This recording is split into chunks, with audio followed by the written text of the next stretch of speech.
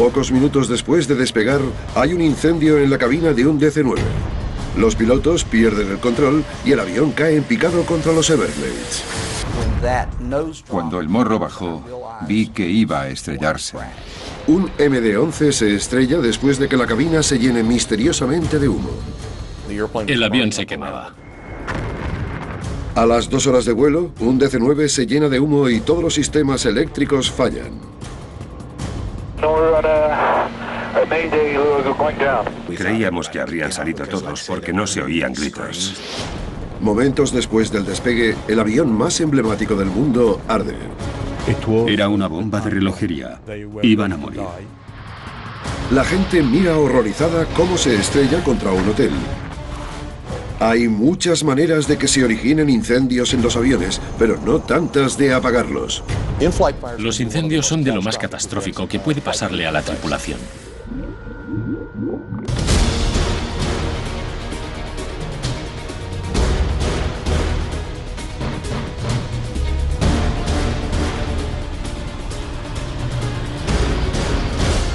¿Por qué se estrellan los aviones? Fuego en el cielo. La AFA ha descubierto que hasta 3 vuelos al día se desvían por culpa del humo o los incendios a bordo. Aunque sea frecuente, puede ser una de las situaciones más peligrosas a las que se enfrenta la tripulación. La AFA ha hecho muchas pruebas sobre incendios y dicen que quizás solo tengas 20 minutos para controlar el incendio o podrías perder el control del avión. Los aviones han recibido mucha protección contra el fuego a lo largo de los años. Se pone a prueba la inflamabilidad de los materiales y se instalan detectores de humo, pero estas precauciones son fruto de duras lecciones. Los incendios suelen originarse en zonas de los aviones que la tripulación no ve. Nuestras reconstrucciones animadas les enseñarán dónde pueden empezar estos infiernos ocultos para que sean testigos de cómo sucede el desastre. Y puede suceder muy rápido, como en el caso del MD-11 que se estrelló en el Océano Atlántico minutos después de que el humo llegase a la cabina.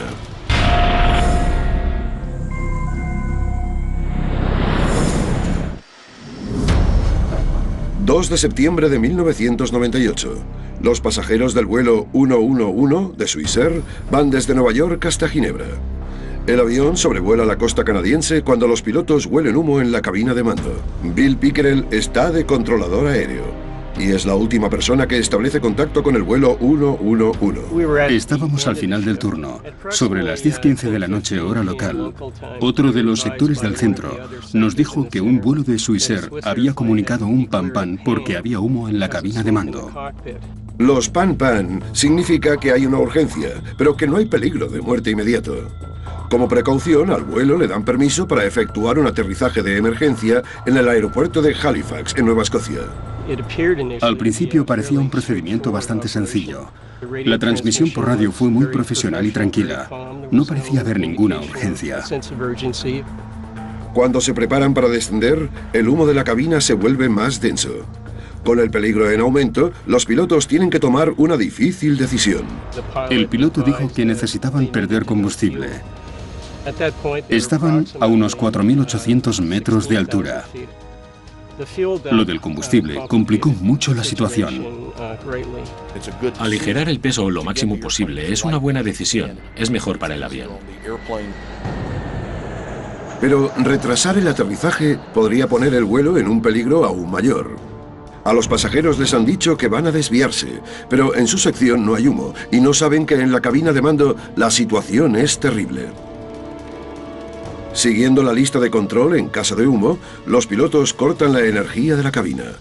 Si es un incendio eléctrico, eso podría anular la energía de la fuente. Pero el humo es cada vez más denso, entonces falla el piloto automático. Los pilotos se ponen las máscaras de oxígeno. Ya sabían que tenían problemas graves y que tenían que aterrizar cuanto antes. En cuanto sobrevolaron el agua, les sugerí que empezasen a soltar combustible. También fue cuando, sin que lo supiese, el avión empezó a tener fallos críticos del sistema. El avión empieza a perder altitud. Perdieron varios sistemas fundamentales en un minuto. Perdieron el contacto por radio y poco después el transpondedor. En la cabina se desencadena una pesadilla. El fuego ha atravesado el techo, del que gotea aluminio fundido hasta la cabina de mando. Pierden el control del avión y se precipitan hacia el océano a 555 kilómetros por hora. El choque es tremendo. No hay supervivientes. El avión se rompe en 1000 pedazos y solo quedan pequeños restos flotando en la superficie. El resto desaparece en el Atlántico. Queda claro que no es una misión de rescate, sino de recuperación.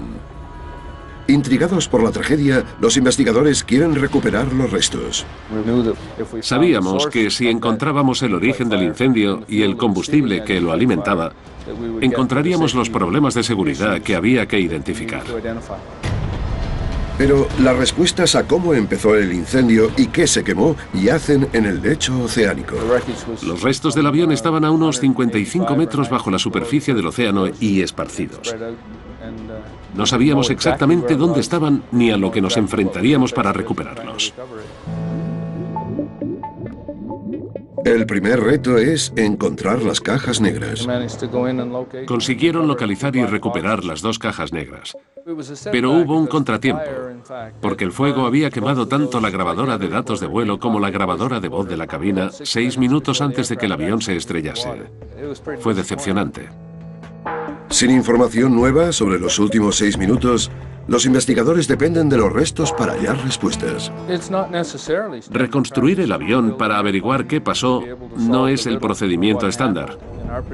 Pero en nuestro caso en concreto, la única forma de saberlo era coger las piezas que pudimos recuperar, identificarlas y recolocarlas en una estructura similar al avión original para poder buscar patrones del fuego en las piezas quemadas e intentar localizar el origen del incendio. Pero ¿cómo pudo entrar el fuego en la cabina, la zona más protegida del avión? La respuesta conmocionó a la industria aeronáutica. Había indicios de que el material aislante del avión se había quemado. En principio no debería arder, pero enseguida dijimos que el material es lo que propagó el fuego, lo que lo calentó tanto y lo que hizo que el avión se estrellase en el océano. En 1998, miles de aviones volaban con el mismo material aislante. El fuego había dañado la parte sobre la cabina de mando. Y eso les sorprendió porque se hacen pruebas para asegurarse de que las capas termoacústicas no arden, pero aún así se quemaron. Cogimos el material, le acercamos fuego y, ¡oh, sorpresa! Resulta que ardía. Y no solo ardía, es que se quemó por completo y echó humo. Los investigadores se apresuran a descubrir qué prendió el aislamiento antes de que pase en otro avión. A continuación, ¿encontrarán respuestas en los millones de trozos del avión antes de que sea demasiado tarde?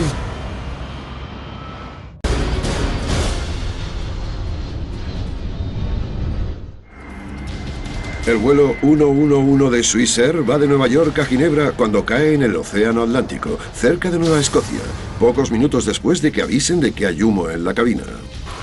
Cuando los expertos investigan qué pasó, descubren que un material de aislamiento que suele usarse supone un riesgo de incendio. Se pone otro material aislante en miles de aviones y se replantean las pruebas de inflamabilidad. Pero siguen sin saber cómo empezó el incendio y si hay otros aviones en peligro. Cuando empezamos a buscar posibles orígenes del incendio, lo primero en lo que pensamos fue el cableado.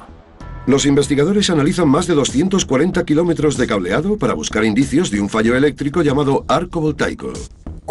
El arco voltaico es lo que ocurre cuando la electricidad salta del cable a un trozo de metal. Puede ser otro cable, parte del avión u otra cosa. Cuando pasa puede generar muchísimo calor. Encontrar un caso de arco voltaico es difícil y determinar si uno precedió a otro es casi imposible, pero tras 6 meses redactando los informes finales, sucede lo imposible. Conseguimos encontrar un grupo de cables que formaron parte del problema principal. Los investigadores identifican puntos microscópicos en dos cables y concluyen que fueron los primeros en fallar. Pero sigue sin estar claro por qué fallaron y cómo provocaron el accidente. El MD-11 fue uno de los primeros aviones en tener entretenimiento personal a bordo. Y en la zona de primera clase, el sistema consumía mucha energía. Este tipo de avión tiene fuentes de energía individuales, tanto para la zona de pasajeros como para la cabina de mando. Cuando se instaló el sistema en el avión, no había bastante potencia para conectarlo a la zona de pasajeros. Y por eso se conectó a la cabina de mando para que sacase la energía de la misma fuente que los controles de vuelo. En condiciones normales, un arco voltaico en el sistema de entretenimiento en pleno vuelo y un incendio serían controlables porque podrían cortar la electricidad. Pero desgraciadamente en el vuelo 111 de Swissair no pudieron. El desgaste del cableado del sistema de entretenimiento creó una ruptura por la que pudo salir la electricidad, un arco voltaico. El arco tuvo lugar justo al lado de los cables que alimentaban el equipamiento más importante de la cabina de mandos y originó un incendio que se propagó por dentro del techo de la cabina hasta que lo agujereó. La situación en los últimos minutos del vuelo fue catastrófica. El avión estaba lleno de humo y hay pruebas de que caía aluminio fundido por culpa del incendio del techo. Los sistemas eléctricos fallan los sistemas neumáticos. Uno a uno, todos los sistemas que necesitaban para que el avión siguiese volando fallan. Y al final pierden el control del avión que cae hacia el océano, acelera y choca a una velocidad altísima. Tras el accidente del vuelo 111 de Swissair, la industria se ve obligada a reevaluar los procedimientos para casos de incendios a bordo. Las pruebas de inflamabilidad se vuelven más rigurosas. Las mantas de aislamiento pasan a fabricarse con materiales más resistentes al fuego y la certificación y mantenimiento del cableado se vuelven más estricto. El vuelo supuso un punto de inflexión para cómo se enfrentaban los pilotos al fuego y el humo en los aviones. Tras el accidente, los pilotos se dieron cuenta de lo rápido que podía fallar todo.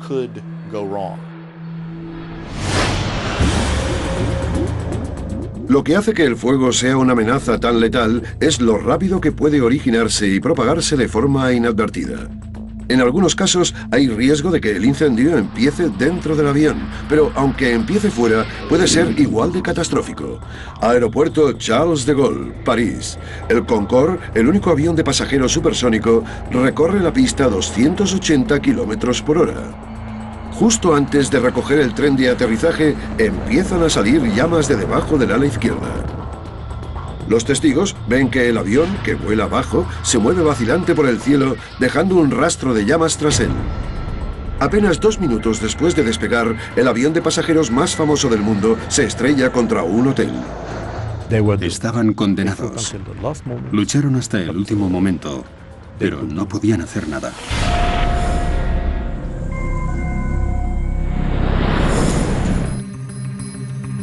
...25 de julio del 2000... El vuelo 4590 de Air France se prepara para despegar desde el aeropuerto Charles de Gaulle de París para volar hasta Nueva York. La gente se detiene a mirar cómo el Concorde se prepara para despegar. Nadie sabe que van a presenciar un desastre. Se preparan para despegar. El avión recorre la pista.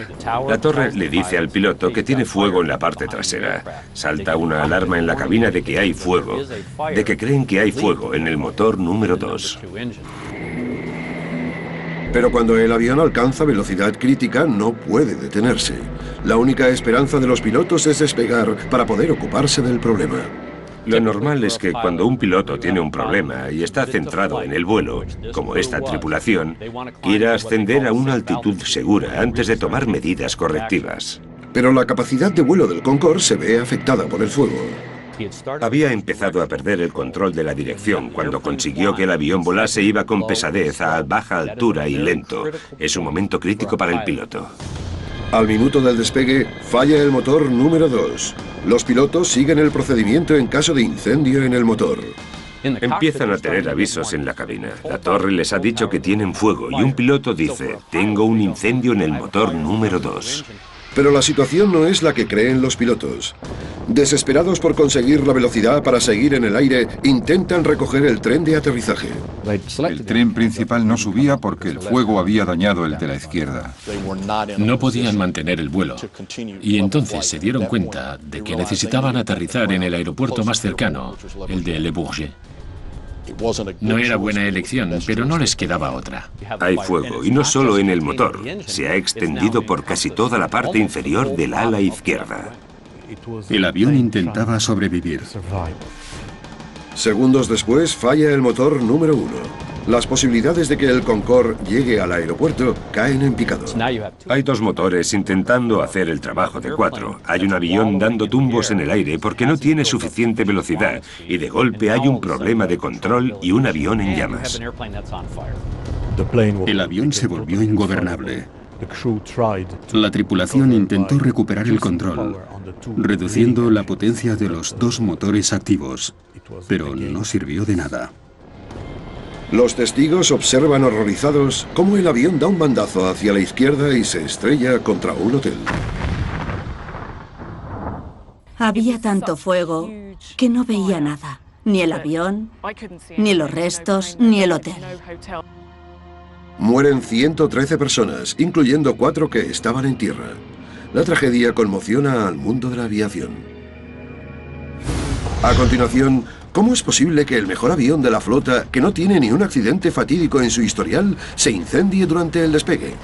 Era una bomba de relojería. Iban a morir.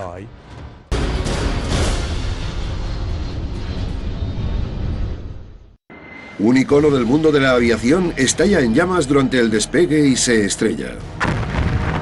Nos dicen de Associated Press que un Concorde de Air France se ha estrellado contra un hotel cerca de París poco después de despegar. Fue un infierno, todo un caos. Inmediatamente después del accidente del vuelo 4590 de Air France, cerca de París, expertos e investigadores de la aviación se ponen a desenterrar pruebas de entre los restos ardientes. Era una pesadilla. Cuando llegué al lugar del accidente sabía que los cadáveres ya no estaban allí, pero la muerte estaba por todas partes. Cuando localizan las grabadoras de datos y voz, los investigadores se las llevan para analizarlas. Ninguna estaba en muy buenas condiciones, sobre todo la de datos. Al principio no descubrimos mucho, pero poco a poco empezamos a reconstruir el caso. El lugar del accidente no es el único sitio donde los investigadores buscan pruebas. También le prestan atención a la pista de despegue. Los rastros de hollín y combustible que hay en la pista son indicios de que hubo una fuga de combustible que podría haber alimentado las llamas, pero ¿a qué se debió la fuga? Encontramos parte del tanque y trozos pequeños del avión. También encontramos algo que no era del avión. Era una tira de metal. No era del Concorde y no pintaba nada en la pista. Al principio no está claro cómo el trozo de metal pudo contribuir al accidente hasta que descubren otra pista crucial. Es como un rompecabezas. Lo que encontraron al juntar las partes del neumático que había en la pista es que el patrón encajaba con el trozo de metal. Tenía sentido que el neumático hubiese pasado sobre el trozo. La forma de los daños del neumático encaja claramente con la forma del trozo de metal de la pista. Los investigadores examinan docenas de aviones para intentar averiguar de dónde pudo salir el trozo de metal. Encontraron el avión y también el lugar de donde salió el trozo. Encuentran un DC-10 Continental al que le falta una banda. La banda era un refuerzo que se soltó cuando el avión despegó poco antes que el Concorde. Los investigadores están convencidos de que han identificado una parte crucial de la secuencia del accidente. Pero la pregunta sigue ahí. ¿Cómo es posible que un neumático dañado desencadene un accidente mortal? Greg Feith es investigador de accidentes y fue asesor de Continental Airlines en otro caso. Al ir a unos 320 kilómetros por hora, cuando el neumático reventó tras pasar por encima del trozo de metal, se convirtió en metralla y los fragmentos pequeños y grandes de goma chocaron contra la parte baja del avión. La goma golpea la parte baja del ala y bajo el revestimiento hay un enorme tanque de combustible. Cuando los trozos de goma golpearon la parte baja del tanque, no lo perforaron, pero produjeron ondas de choque que ejercieron presión sobre el tanque. Estas ondas generaron un exceso de presión que se expandió dentro del tanque, explotó de dentro a fuera y creó un agujero por el que salió el combustible. Un camión que pasaba por allí graba como el combustible sale a chorro del ala y se esparce por el aire, donde se vaporiza y prende. Cuando el fuego se enciende, no hay quien lo pare. Conforme se acentuaba el alabeo, su capacidad de mantener la estabilidad de vuelo bajaba y el morro empezó a caer. 10 años después del accidente, Continental Airlines y 2 empleados suyos van a juicio en París por homicidio involuntario. En Francia, lo normal es que se abra una investigación criminal tras los accidentes de avión, pero es muy poco común que una aerolínea se enfrente a cargos criminales. En el juicio, Continental dice que Air France estaba al corriente de las deficiencias de los tanques de combustible y las ruedas del Concorde. Air France niega las alegaciones y mantiene que el accidente no hubiera pasado si la banda no hubiese estado en la pista. En el mismo juicio, también acusan al ex jefe de mantenimiento de Concorde, un ex ingeniero jefe de Concorde y a un jefe de aviación civil retirado de homicidio involuntario. El juicio puso a debate el papel de varios factores, incluyendo los restos en la pista, la carga de combustible, el peso del equipaje, las prisas y un separador de neumáticos que faltaba. Los accidentes son cadenas de sucesos. Todos los accidentes lo son. Este fue una cadena trágica de varios sucesos.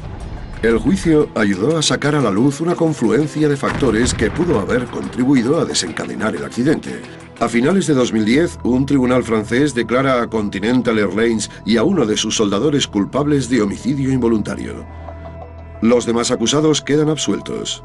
A Continental le ponen 200.000 euros de multa y ha de pagar a Air France 1 millón más. John Taylor, el soldador, recibe una pena de prisión suspendida de 15 meses por saltarse las normas de la industria y forjar el trozo de metal que cayó. No creo que el trozo de metal hiciese que el avión se estrellase. Creo que contribuyó a que pasase el accidente, pero no creo que fuese la única causa del mismo. Incluso antes de que salga el veredicto, la industria de la aviación decide hacer cambios drásticos de seguridad. Ahora los restos en las pistas se consideran amenazas aún mayores. Los fabricantes empiezan a producir neumáticos resistentes a los estallidos y se refuerzan los tanques de combustible. Pero para el Concorde fue el principio del fin. 3 años después del accidente, retiran el avión. Para mucha gente este avión era un símbolo. Y cuando se acabó la era del Concorde, sintieron que perdieron algo. A continuación, estalla un incendio en la cabina de un DC-9 momentos después del despegue y cae en picado hacia los Everglades de Florida.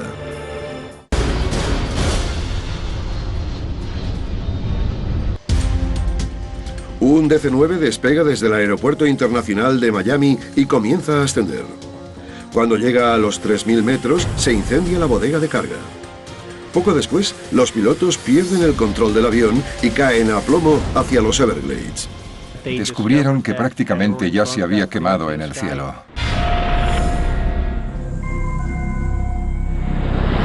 ...11 de mayo de 1996. El vuelo 592 de ValueJet acaba de despegar desde Miami y va a Atlanta, Georgia. 6 minutos después del despegue, los pilotos oyen un fuerte ruido que viene de dentro del fuselaje. Segundos después, fallan los sistemas eléctricos. El primer oficial llama a control aéreo. Jesse Fisher está de turno. La voz estaba muy calmada y controlada. No parecía urgente. Mientras los pilotos evalúan el fallo eléctrico, el humo empieza a subir por el suelo de la cabina.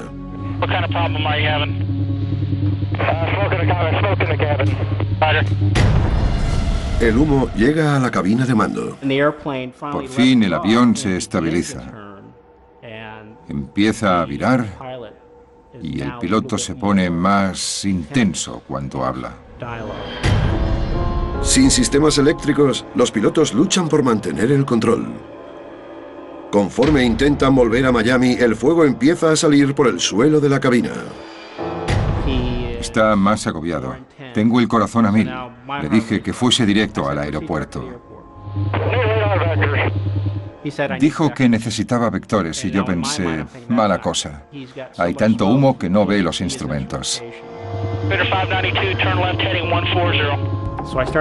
Le di los vectores para que volviese.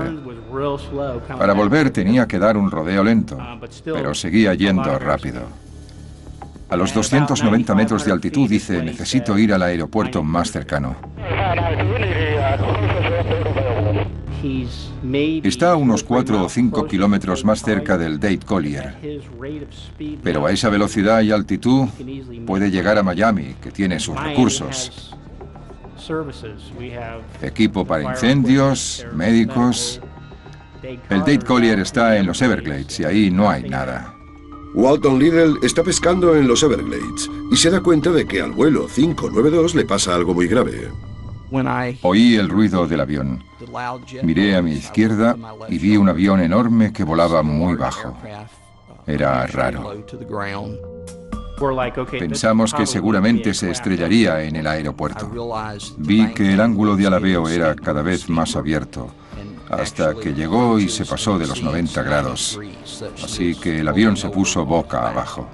Cuando el avión alabea a ese ángulo, las alas no le pueden proporcionar la elevación necesaria y pierde altitud. Si las alas están equilibradas, toda la elevación contrarresta la gravedad.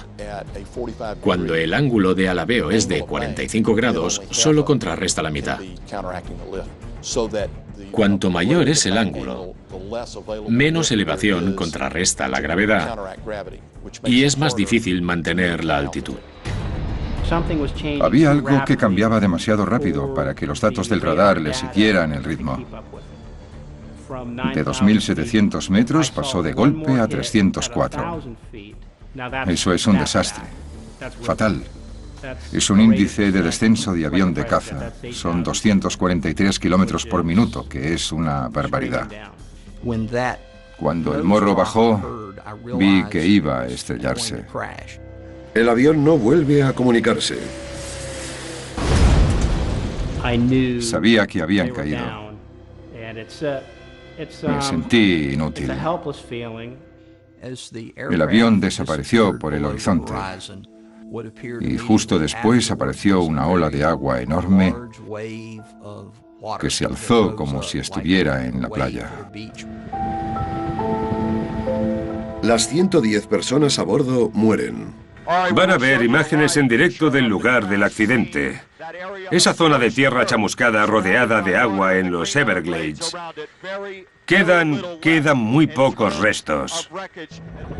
Los investigadores se pasan semanas peinando el pantano buscando pistas. Encontraron más restos y pudieron inspeccionar la bodega de carga delantera. Vieron que el suelo del fuselaje estaba muy quemado. Había muchos daños por el fuego, que alcanzó temperaturas muy altas. Parece que el fuego empezó en la bodega de carga, pero nadie sabía cómo se había propagado. Estas bodegas de carga están diseñadas para contener incendios. ¿Por qué el revestimiento no contuvo el fuego? Los investigadores revisan los registros para ver qué llevaban en la bodega. Encuentran correo, 3 neumáticos para otro avión de Value Jet y entonces algo sospechoso. Vieron que había generadores de oxígeno y encontraron pruebas de que algunos estaban descargados. Eso explicaría por qué el sistema de contención no funcionó.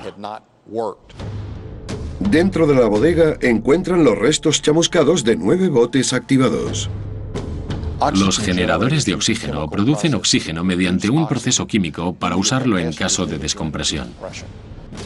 Según la Junta, no estaban bien asegurados para el transporte. Resulta que, según parece, fue toda una chapuza. ¿Pero qué provoca el incendio? Según la Junta Nacional de Seguridad del Transporte, un obstáculo, como un bache en la pista, hizo que las palancas de los botes golpeasen la pequeña carga en los tapones. El impacto genera una pequeña explosión e inicia una reacción dentro de los recipientes. Se genera oxígeno que se libera dentro de la bodega. La reacción también produce calor, que alcanza temperaturas de hasta 260 grados. La combinación del calor y el oxígeno puro crea un incendio voraz. Dentro de la bodega, el oxígeno puro le permite al fuego atravesar el sistema de contención y penetrar en la cabina, derritiendo las vigas del suelo bajo los pies de los pasajeros. Descubrieron que prácticamente ya se había quemado en el cielo. Hubo un fallo. Hubo una serie de fallos comunicativos. Se realizaron muchos cambios de seguridad a raíz de esto. Ahora está prohibidísimo transportar generadores de oxígeno por vía aérea y los compartimentos de carga de clase D pueden detectar incendios. Se presentan cargos federales contra el encargado de mantenimiento de ValueJet. Cybertech se acoge al derecho a no contestar sobre la acusación de manejar materiales peligrosos de manera inapropiada. También se enfrenta a 24 cargos federales, pero solo lo condenan por uno: no entrenar a los empleados en el manejo de materiales peligrosos. Antes de cerrar los casos, Cybertech quiebra. La AFA le prohíbe volar temporalmente a ValueJet, pero se fusiona con AirTran Airways y luego la compra Southwest. Cuando volamos, hay mucha gente que afecta a la seguridad del avión y a la tuya. A continuación, un pasajero huele humo que sale del lavabo. En cuestión de minutos, el piloto tiene que luchar para controlar el avión mientras aterriza.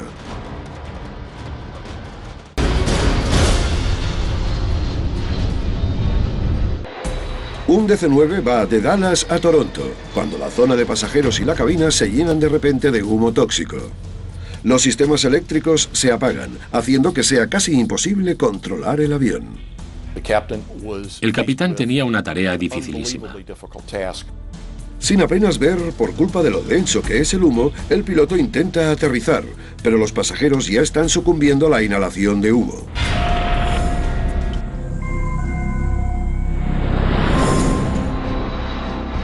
...2 de junio de 1983. El vuelo 797 de Air Canada despega y asciende a altitud de crucero con normalidad. Pero a las 2 horas y media de viaje, el avión sufre un fallo eléctrico. Miré los disyuntores y nos dejan hacer un reinicio. Así que les di, pero no se movieron. No lo consideré un reinicio. Ese día el capitán Don Cameron estaba al mando. Como en los viejos tiempos. Por primera vez en décadas vuelve a la cabina de mando en el Museo de la Aviación y el Espacio de Canadá, en Ottawa. Los disyuntores están conectados al servicio del fondo del avión. Cuando se activan, cortan la electricidad que va al motor del servicio. La tripulación respondió de forma adecuada. Había un problema allí y dejaron los disyuntores activados para que el componente se quedase sin electricidad y eliminar así cualquier problema futuro posible. Por desgracia, los problemas del vuelo 797 solo acaban de empezar. Creo que a la hora y media de despegar, hubo un escándalo en la parte trasera. Me acuerdo de que una de las azafatas fue con un extintor. Empezaron a correr rumores por el avión de que se había incendiado una papelera porque alguien había apagado una colilla allí. El capitán envía al primer oficial, Claude Ouimet, para que evalúe la situación. Miré atrás y no se veía la parte trasera del avión por el humo azulado que había. Claude volvió y dijo, no me gusta lo que pasa. Mejor aterrizamos. Los pilotos se ponen las máscaras de oxígeno y se preparan para un aterrizaje de emergencia en el aeropuerto más cercano, el de Cincinnati. La tripulación mueve a los pasajeros a las zonas delanteras para alejarlos del humo, pero no pueden hacer más. Darles las máscaras de oxígeno a los pasajeros en una situación así sería inútil. Están diseñadas para coger aire del ambiente y añadirle oxígeno. Así que, aunque se las hubiesen dado, al respirar entraría aire del ambiente. Una azafata vacía un extintor para intentar controlar el fuego, pero no consigue encontrar la fuente del incendio. Al abrir la puerta del servicio vieron humo, pero no el origen. No estaba al descubierto. Estaba detrás de las paredes, en una zona inaccesible. Que haya fuego detrás de las paredes es lo peor que puede pasar. Es casi imposible de apagar o contener. Se avecina el desastre. El humo se estaba disipando y me quedé sin electricidad. Ahí fue cuando la tripulación se dio cuenta de que sus vidas corrían peligro. Tenían que aterrizar lo antes posible.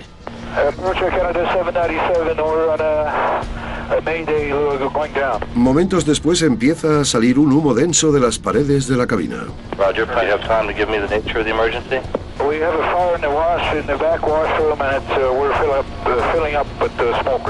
Inundó la cabina enseguida, en unos 10 o 15 minutos. Fue horrible. Era tan espeso que no te veías ni las manos.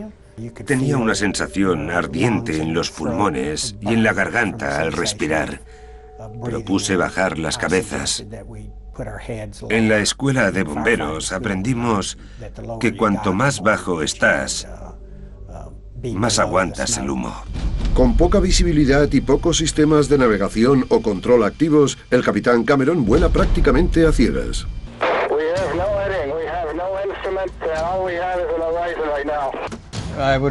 Estaba así de cerca, con el ojo a unos 8 o 10 centímetros de la ventana de la izquierda.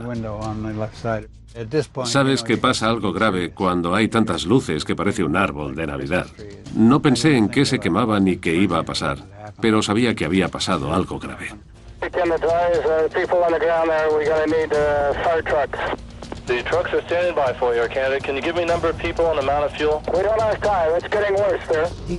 Se notó cuando empezamos a descender porque era una bajada muy exagerada. No estaba segura de si íbamos a aterrizar sanos y salvos. Fue cuando más miedo tuve. El capitán depende por completo del control aéreo para que le guíe hasta el aeropuerto. Roger, you're 14 miles southeast of the airport. Continue your left turn. All right, sir. Present heading is taking you to the field. Me dijo que virase hasta que me dijese de parar. El capitán no veía bien la velocidad y tampoco cuáles eran los pocos instrumentos que le quedaban. Era una situación muy difícil para pilotar. Cuando llegamos, el avión quiso ir más rápido. Cabeceaba y tuve que pararlo estirando. Air Canada 797, you are clear to land on runway 27 left. We're clear to land, we don't see the runway. Tras un descenso muy complicado, el capitán consigue ver por fin el aeropuerto. Here we have the airport. A los 6,5 kilómetros vi el aeropuerto delante. Casi tenía la pista alineada perfectamente. El aterrizaje es duro. Cuando el avión toma tierra con fuerza, las 4 ruedas estallan por la presión. Aunque fue un aterrizaje muy duro, no fue escabroso. La frenada fue firme. Los pasajeros y la tripulación no están fuera de peligro. A continuación, mientras los pasajeros intentan huir del humo, el avión estalla en llamas. Parecía un infierno.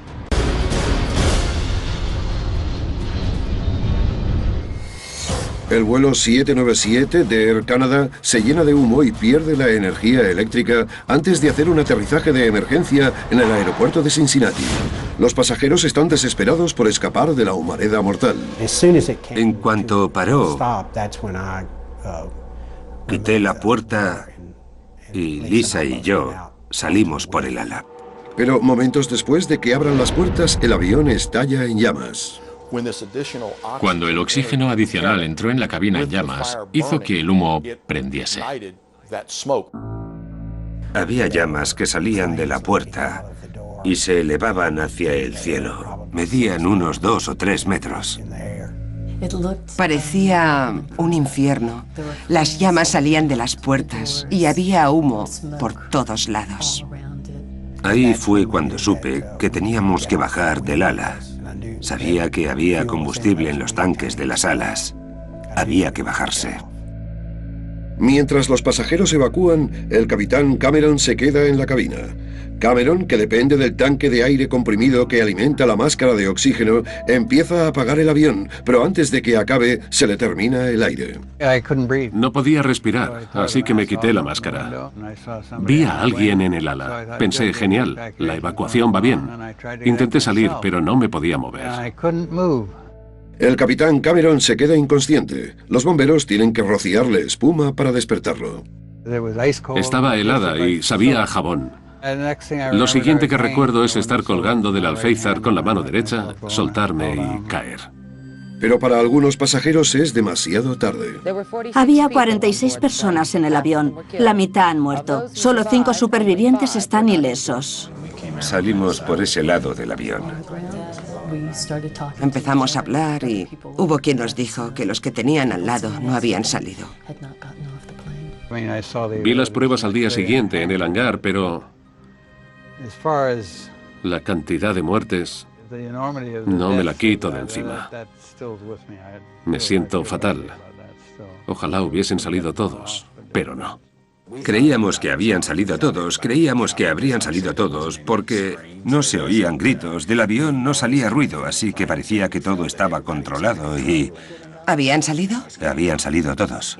Teníamos sentimientos encontrados.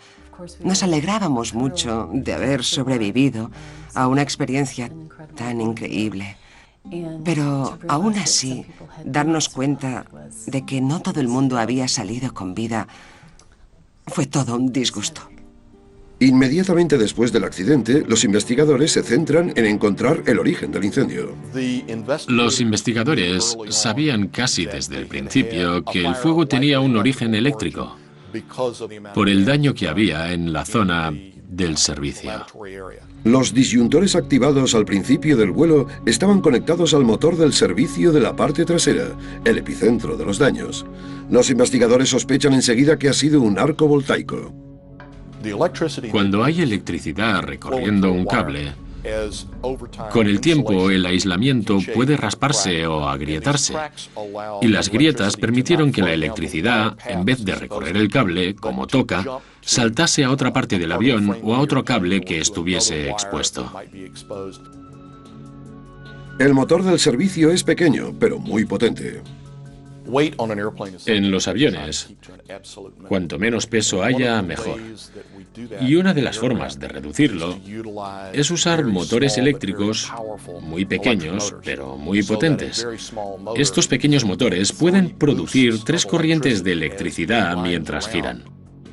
Al motor del servicio lo alimenta un sistema trifásico, mucho más potente que el de los electrodomésticos normales.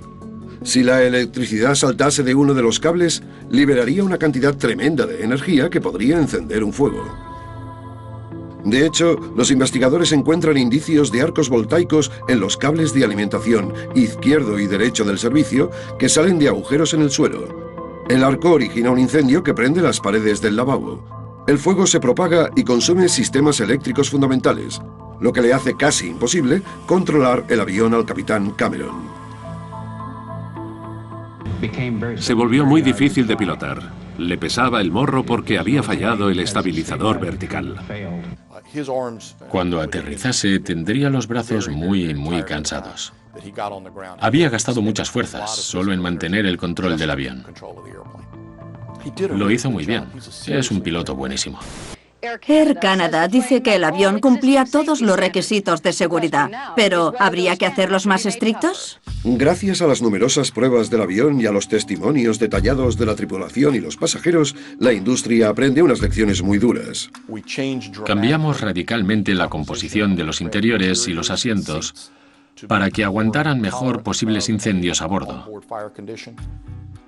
Otra lección que aprendimos fue lo importantes que son las luces del suelo para ayudar a que los pasajeros encuentren las salidas del avión, dónde están y cómo se llega. ¿Que si volvería un avión? Pues sí, y sobre todo teniendo esta tripulación. Lo único que necesitan los incendios es oxígeno, combustible e ignición, y de las 3 cosas hay a espuertas a bordo de los aviones. Las aerolíneas han aprendido duras lecciones sobre los incendios en pleno vuelo. La tecnología y los protocolos que se crearon tras estas tragedias han hecho más difícil que los incendios se descontrolen. Y aunque puede que cada día siga habiendo humo y fuego en los vuelos, es menos probable que desemboquen en los fallos catastróficos del pasado.